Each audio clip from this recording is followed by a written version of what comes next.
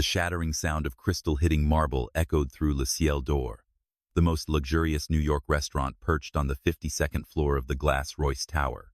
The sharp, icy sound was so striking that even the soft cello music in the corner paused briefly. The room fell silent. Only the sound of ragged breathing and muffled sobs from Maria Lopez remained, the young waitress standing frozen in the aisle.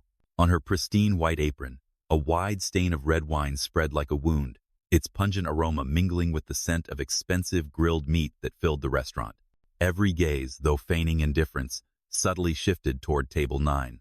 There, Alexander Royce, a 3-4-year-old man in a perfectly tailored black suit, his tie knotted with millimeter precision, sat casually scrolling on his phone. Without lifting his head, he uttered 2 words like a cold blade. "Get out of my sight." His voice was deep and even, yet it carried an authority that could make anyone shudder. Then, as if delivering the final blow, "Tell your manager that if he wants to keep me, he'd better find staff who aren't useless." Maria bit her lip until it bled. She didn't need to hear more. The apron dropped to the floor, her trembling hand brushed away tears, and she walked straight to the door, leaving behind her career and shattered dignity. No one dared to speak. The diners resumed cutting into their wagyu beef and sipping wine as if nothing had happened. But everyone knew. Table 9 had just claimed another victim. Alexander Royce sat alone, his steel-gray eyes reflecting the restaurant's golden lights. This man was not just rich, he owned half the skyline of Manhattan. His presence kept many restaurant managers awake at night, yet none dared refuse him service because his money was excellent, even if his demeanor was ruthlessly unforgettable. From the bar, Henri Dubois, the manager of Le Ciel d'Or, sighed. His hands trembled slightly as he walked toward Alexander, his stride tinged with the wariness of someone approaching the mouth of a volcano. "Mr. Royce, I sincerely apologize for the inconvenience earlier. I'll find a replacement immediately." Alexander looked up, his gray eyes slicing through Henri like a sharp knife. "Henry, this is the 4th time this month. Are you running a restaurant or a daycare?" Henri swallowed hard. He knew full well. Maria had served exactly as requested. The wine was the one Royce had chosen, and the steak had been cooked to the perfect temperature. But arguing with Alexander Royce was like trying to stand firm in a blizzard. No one wins, they only get swept away. Henry bowed his head and retreated. In his mind, a question surfaced that no one at Le Ciel d'Or dared to answer. Tonight, who would dare approach table 9? More than 20 blocks from Le Ciel d'Or, amid the old brick-paved alleys of Brooklyn, Natalie Carter pulled her worn, thin coat tightly around her shoulders as she stepped into a small cafe to escape the wind. She had just walked more than 10 blocks after yet another failed job interview, the 5th one this month. Inside her old wallet, the remaining money was just enough to cover a few weeks' rent at the boarding house and a handful of meager meals. But Natalie refused to let herself despair. Since the age of 14, after losing both parents in a car accident, she had been raised by Evelyn, a retired nurse. Evelyn never taught Natalie how to complain. Instead, she passed on 3 rules. Always stand tall, even when the whole world wants you to bow. Respect everyone, but never let anyone diminish your worth. When someone tries to make you smaller, remember, you were not born to be reduced. Those words were the fire that carried Natalie through her orphaned years, helped her graduate from community college, and fueled her dream of studying physical therapy to help patients regain mobility. But that dream required money, a lot of it. In New York, the income from ordinary service jobs was never enough to live on and save. That afternoon, as she was passing through the marble-floored lobby of Royce Tower, Natalie's eyes caught sight of a small sign placed beside the glass doors of Le Ciel d'Or. Now hiring waitstaff. Immediate start preferred. She hesitated for less than a heartbeat. This restaurant was known as the domain of the ultra-rich. The pay and tips would be far higher than anywhere else. She took a deep breath, smoothed her curly hair, and opened the door. Manager Henri Dubois looked Natalie over from head to toe. A simple black dress, an upright posture, calm eyes, a rare image among the sea of timid applicants. He hired her on the spot, partly for the strong first impression, and partly because the restaurant was desperately short-staffed that evening. Henry said nothing about table 9. He thought he'd let Natalie gradually get used to demanding customers before facing that monster. But fate had its arrangements. And in just a few hours, Natalie Carter, the new girl from Brooklyn, would step into a confrontation no one at Le Ciel d'Or had ever dared to dream of. The wall clock at Le Ciel d'Or struck 8 p.m. The air in the restaurant was thick with the scent of prime beef, melting butter, and aged wine. Soft jazz drifted through the room. Yet at table 9, the space remained as cold and tense as the stillness before a storm. Henri Dubois appeared at the doorway to the staff lounge, his face a mix of worry and resolve. He scanned the room, then stopped at Natalie Carter, who was adjusting the brand-new apron she had been given less than an hour earlier. "Natalie, I need you at table 9 right now." She frowned. "Table 9? Henry avoided her gaze, his voice low but urgent. "Regular customer. Very particular. Just remember, stay calm, follow his requests, and don't let his words get to you." Natalie didn't ask further.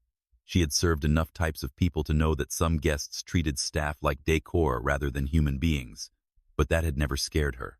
She stepped into the main dining hall, her soft-soled shoes barely whispering against the gleaming marble floor, candle flames flickering gently at each table. With every step closer to table 9, Natalie could feel the eyes of other staff on her. Part curiosity, part pity. Alexander Royce sat there, his tailored black suit hugging broad shoulders, a rose gold watch catching the overhead light. He didn't look up when Natalie stopped beside the table, scrolling on his phone as if her presence wasn't worth a glance. Henri put on his brightest tone. "Mr. Royce, this is Natalie Carter. She'll be serving you tonight." Alexander lifted his head, his steel-gray eyes sweeping over her quickly yet sharply, like a scalpel. Natalie could tell his gaze wasn't admiring. It was assessing, from the crease of her collar to the way she stood tall. His lips barely moved as he spoke, his voice low and cold. "I'll have the usual." Henri hesitated. "Yes, but Natalie just started today, so..." Alexander cut him off, his tone like steel. 3 years. Every Tuesday and Friday night I've ordered the same thing. If this restaurant hires someone who doesn't know that, you're hiring the wrong people." The gray in his eyes froze the air. Nearby staff suddenly dropped their gaze, pretending to be busy. Natalie didn't flinch. She didn't bow or apologize, nor did she step back. Instead, she gave a faint smile. "You're right.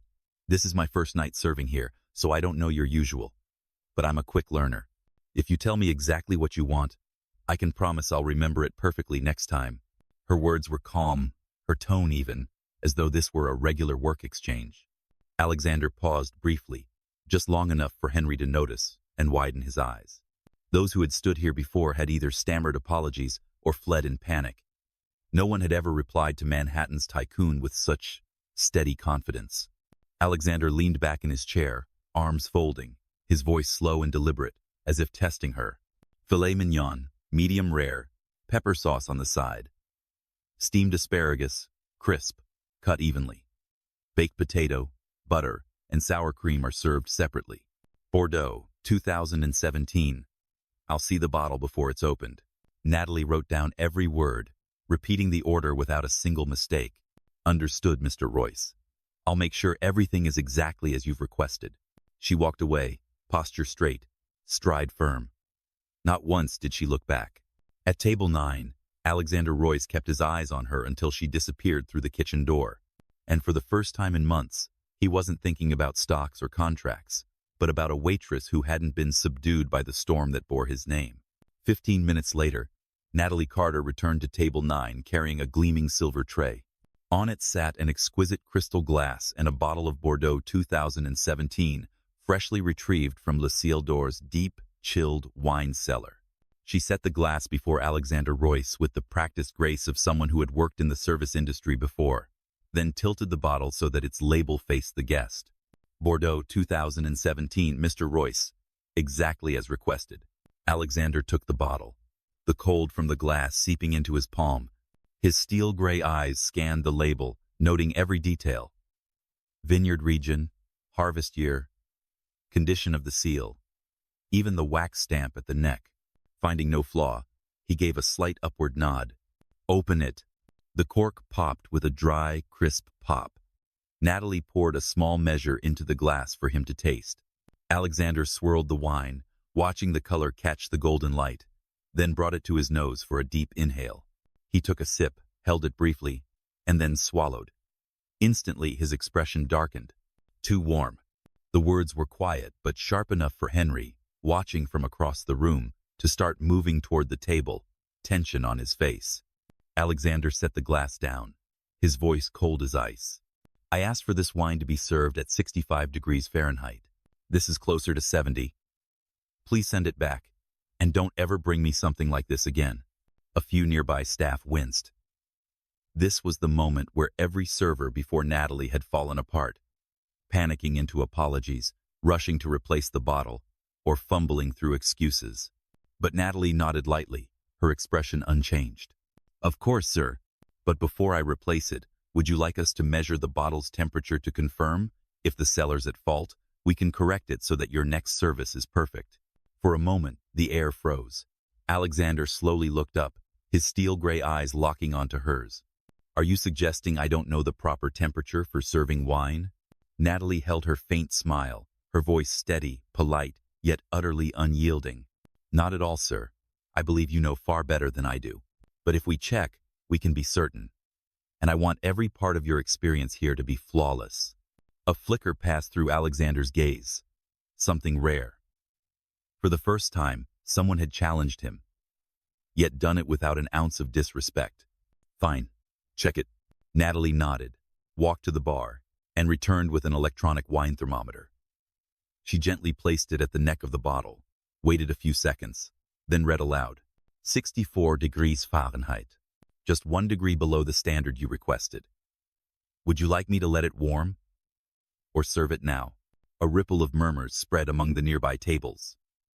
Alexander glanced at the display, then back at Natalie, and for the first time in Henri's memory, he didn't issue an order. Serve it now. Natalie smiled, poured the wine to the proper level, then stepped back with perfect form. As she left the table, Alexander tilted his head slightly, watching her go. Instead of irritation, he felt something he couldn't quite name. For the first time in years, someone had stood before him without trembling, without bowing, and still earned his respect. The following week, Alexander Royce arrived at Ciel door earlier than usual. No one said it aloud, but the entire staff understood. He wasn't here for the food, he was here to see how long the new girl from Brooklyn would last before she broke. Henri stepped into the staff lounge, his voice low but urgent. Natalie, table 9. It's yours again. The others stole glances at her, their eyes a mix of worry and curiosity. Natalie gave a slight nod, tightening the strings of her apron. In her mind, Evelyn's voice rang clear. Stand tall. Don't let anyone shrink you. The opening move. Alexander was already seated, his phone set aside as if tonight he wanted to focus entirely on the game. When Natalie approached, he looked up, his steel-gray gaze cutting straight through her. I'll have the usual, but with a few adjustments. Yes, Mr. Royce. Specifically, he leaned back, his voice slow and deliberate, as if ticking off each demand. Filet mignon at exactly 135 degrees Fahrenheit, no more, no less. Asparagus trimmed to exactly 7.5 centimeters, not 7, not 8. Bordeaux 2017 must be decanted precisely 19 minutes and 30 seconds before pouring.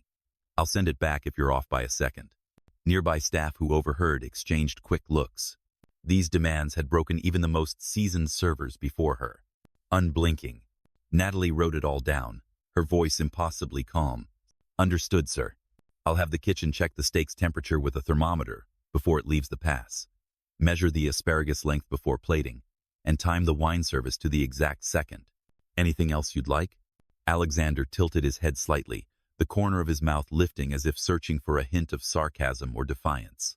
But her face remained composed, her eyes focused only on getting the job done. Number, that's all. Behind the kitchen doors. In the kitchen, head chef Marco shook his head while holding a bundle of asparagus. 7.5 centimeters? What is this grade school math? Natalie offered a faint smile. If that's what makes him happy, then we do it. It's not hard, takes a little extra time. Carlos, the sous chef, frowned. Can't figure you out. Everyone says Alexander Royce likes tormenting people. She replied.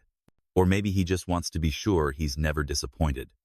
The more precise the request, the less chance of error. The move played. 19 minutes and 30 seconds later, Natalie emerged with the decanted bottle, a small timer still ticking on the tray until the final second. The steak's temperature was checked in front of Alexander, 135 Fahrenheit. The asparagus lay in perfect, ruler-straight alignment. Alexander said nothing at first. He cut into the fillet, chewing slowly, his eyes never leaving her, waiting, it seemed, for a flicker of nervousness. But she stood there, calm and patient, ready to hear his verdict. At last, he set the knife down. Acceptable. Natalie gave a faint smile in return. Thank you, Mr. Royce. I'll remember it exactly for next time. As she walked away, Alexander kept his gaze fixed on her. An uneasy feeling stirred in him, but not because of the food. For the first time, one of his challenges hadn't made the other person falter, and that made him want to keep playing this game. That evening, Ciel door glowed like a jewel suspended in the New York skyline. But at table 9, the air felt unusually subdued. Alexander Royce sat quietly, slowly swirling his glass of wine, his gaze drifting occasionally toward Natalie Carter as she tended to other tables. He noticed her pace was a little slower tonight, and her shoulders were not as straight as usual. An unexpected opening. When Natalie returned to his table, Alexander spoke plainly, without his usual preamble. You look tired. Natalie froze for the briefest moment before offering her reflexive smile. Just a long day, Mr. Royce. Would you like to order anything else? What kind of long day? The question made her hesitate. He had never asked anything outside the realm of food or drink, but this time, the steel-gray eyes watching her weren't purely cold, they carried a flicker of curiosity. Life beyond the restaurant. Finally, Natalie answered, I worked the morning shift at a cafe, then cleaned offices in the afternoon, and now I'm here. I need all three if I want to save enough for tuition. Alexander frowned. How many hours a week? About 70. And you plan to keep this up for how long? Until I have enough to study physical therapy. Could be 3 or 4 years. An unwelcome memory. Alexander said nothing, but a buried memory rose unbidden. The sudden death of his parents, the years spent with an uncle who saw him only as a tool for making money, and the cold lesson that affection was a luxury. He asked again, his voice lower now, Who taught you to work and endure like that? Natalie's smile softened. My grandmother, Evelyn. She was a nurse for over 40 years. She told me, don't let anyone make you small. Stand tall, even when you're tired. A remark that hit deep. Alexander looked directly at her. You think I'm the kind of person who tries to make others small? Natalie didn't shy away. I think you're someone who's been disappointed too many times, so you try to control everything to avoid being disappointed again. But sometimes that makes people feel pushed down. Her words slipped quietly through the armor he had spent years building. He should have rebutted her, but he found it strangely hard to breathe. An unusual silence. As Natalie left to tend to another table, Alexander remained seated, feeling as though someone had just left a small crack in the impenetrable wall he had built around himself. And he knew if he let her keep going, that crack would widen. Strangely this time, he didn't want to stop it. Outside, the New York sky had turned a deep, ominous gray-black clouds draped over the skyscrapers like massive curtains. Wind howled against the glass of Royce Tower, where Ciel door stood, sounding like a distant warning. As the dinner service began, rain pounded the floor to ceiling windows, streaking in long, silvery trails like flowing mercury. Drenched at the kitchen door, the staff entrance swung open. Natalie Carter stepped inside, breathing hard, her hair and clothes almost completely soaked. The cheap umbrella she'd carried had snapped in the wind when she left the bus stop. Henri, in the middle of checking reservations, glanced up and winced. Good heavens. Natalie, are you all right? You look like you just swam across the Hudson. It's just rain, I'm fine, Natalie replied, attempting to smooth her hair as she shrugged off her waterlogged coat. A call from table 9. Henry sighed. I know you're tired tonight, but Mr. Royce asked for you the moment he sat down. Natalie gave a weary but amused smile. Then let's go. As she stepped into the dining room, the restaurant's warm golden light made the storm outside seem even harsher by contrast. An unusual Alexander. Alexander Royce sat leaning back in his chair, staring out the window as if weighing something. When Natalie approached, his steel-gray eyes shifted to the damp hem of her shirt and the few wet curls clinging to her neck. "You're wet." "Just a little," Natalie replied with a small smile. "Sorry to keep you waiting, traffic was bad tonight." Alexander was silent a moment longer than usual before asking, "Have you eaten?" Natalie blinked at the unexpected question. "No, but I'm fine, sir. A different kind of order." Alexander set his menu down, his tone still carrying its familiar authority, but with a different undercurrent. "Order a meal for yourself. The kitchen will put it on my tab. And you'll eat before you serve me." "Mr. Royce." "I don't." Not a suggestion. Nearby staff froze, glancing at each other. The man who had driven 3 employees to quit in just 10 days was buying dinner for a server? A quiet warmth in the storm. 10 minutes later, Natalie sat at the corner of the bar, savoring hot soup and crisp bread, the warmth seeping back into her chilled fingertips. Still at table 9, Alexander occasionally glanced at his watch, not out of impatience, but as if to make sure she had enough time to finish. When Natalie returned, he said, "Tonight, you choose my meal." She blinked. "You want me to choose? You've watched me eat long enough. Surprise me." Natalie smiled for the first time that evening. "All right, but I'll explain my choice after you're done." Alexander Royce leaned back, watching her disappear into the kitchen. And in that rare moment, with rain hammering the glass, he realized the real storm tonight wasn't outside. It was beginning inside him. The scent of rosemary, garlic, and roasted lamb drifted through Le Ciel door as Natalie Carter returned to table 9. In her hands was a silver tray bearing a perfectly plated roast lamb with rosemary and garlic, accompanied by wild rice and a glass of deep ruby Bordeaux, 2019. Alexander Royce looked up, a rare flicker of curiosity in his steel-gray eyes. "Why this?" Natalie set the tray down, her tone steady and assured. "You usually choose bold flavors, but you rarely change things up. I thought you might like something familiar in structure, but with a fresh layer of seasoning. Wild rice instead of baked potato to add more complexity, and Bordeaux 2019 for deeper aromatic notes than your usual choice." Alexander raised an eyebrow, as if deciding whether this was a reckless gamble or genuine understanding. He cut into the lamb, chewing slowly. The herbal fragrance spread across his palate, blending with the meat's richness and the subtle spice in the wine's finish. Setting his knife down, he looked at her. "Better than I expected." Natalie smiled. "I observe more than you think." A conversation beyond the menu. As Alexander ate, the air between them eased. He asked, "Why physical therapy? You could have chosen something less demanding." Natalie glanced down briefly before lifting her gaze again. "Evelyn, my grandmother. She spent her life helping patients recover from injuries. She said it was a job that healed both the body and the spirit. I want to do what she did." Alexander leaned an elbow on the table, studying her slowly. "She must be proud." Natalie's smile softened. "She passed away 6 months ago. I'm not sure she ever got to hear my decision." A brief silence fell.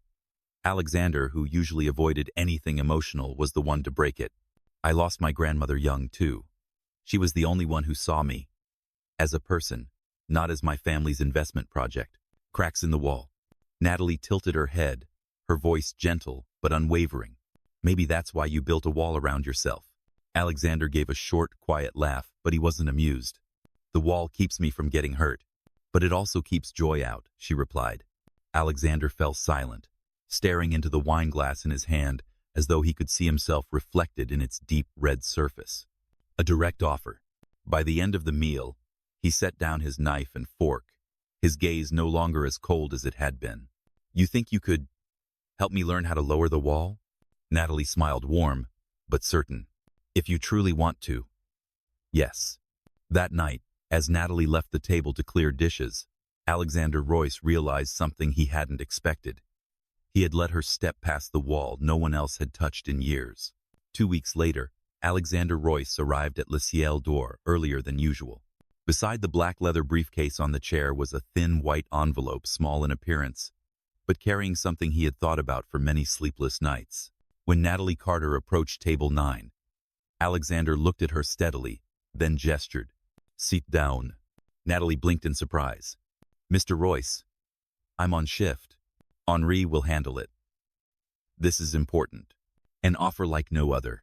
Alexander slid the envelope toward her. Inside is a check that will cover your entire tuition for physical therapy school, plus living expenses for the next 3 years. I want you to quit your other 2 jobs and focus on your studies. Natalie froze, not yet reaching for it.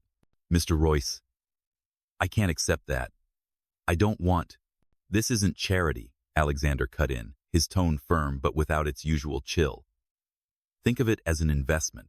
You'll become an exceptional professional, and the world needs people like you. A moment too big to grasp.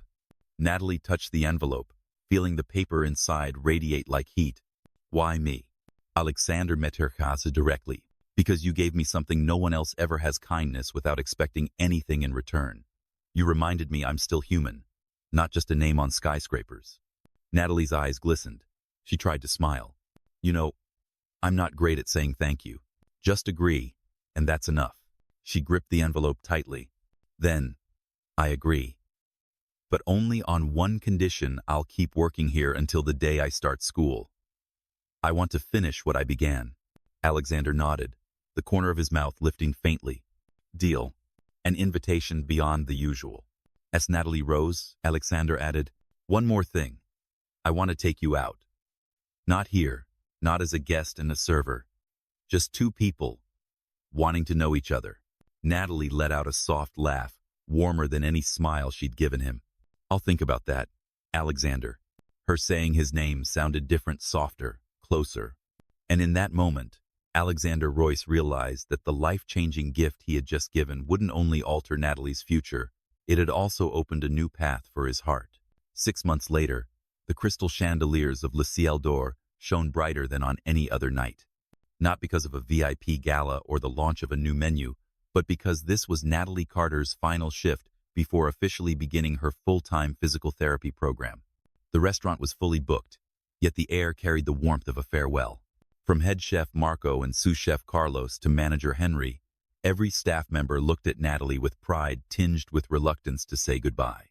At table 9, Alexander Royce waited, but tonight, his gaze held none of the chill from their first meeting. Instead, there was an almost unbelievable nervousness. In his coat pocket, a small velvet box felt heavier than any multi-million-dollar contract he had ever signed. A public address to the whole restaurant.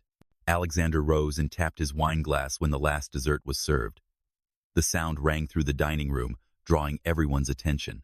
Forgive me for interrupting your dinner, but tonight, I have something important to say. He turned to Natalie, who looked stunned, and pulled the velvet box from his pocket, opening it to reveal an elegant yet timeless diamond ring. Natalie Carter. 6 months ago, you walked to table 9 and changed my life. You taught me that kindness is not weakness, that patience and trust can break through the thickest walls. You saw good in me when I didn't even believe it existed, and I want to spend the rest of my life proving you were right. He knelt, in full view of a room filled with emotion. Natalie, will you marry me? An immediate answer. Tears rolled down Natalie's cheeks, but her smile shone bright. Yes. 1,000 times, yes. Applause and cheers erupted across the restaurant. Henri discreetly wiped his eyes. Marco raised his wine glass, and Pierre, the owner, brought out the oldest bottles of champagne in the cellar. Alexander stood, slipped the ring onto her finger, and pulled her into a tight embrace as congratulations filled the air. The second gift. As the celebration continued, Alexander handed Natalie another envelope. And this is an early wedding gift. A small building in Brooklyn will become the Royce Carter Rehabilitation Center, where you can help anyone who needs it, whether they can afford it or not. Natalie opened it, her hands trembling as she saw the deed. Looking up, her tears mingled with laughter. You know, Alexander, the day I first met you, I never imagined this day would come. Neither did I. But maybe the best things always start from what no one expects. From table 9 to the aisle.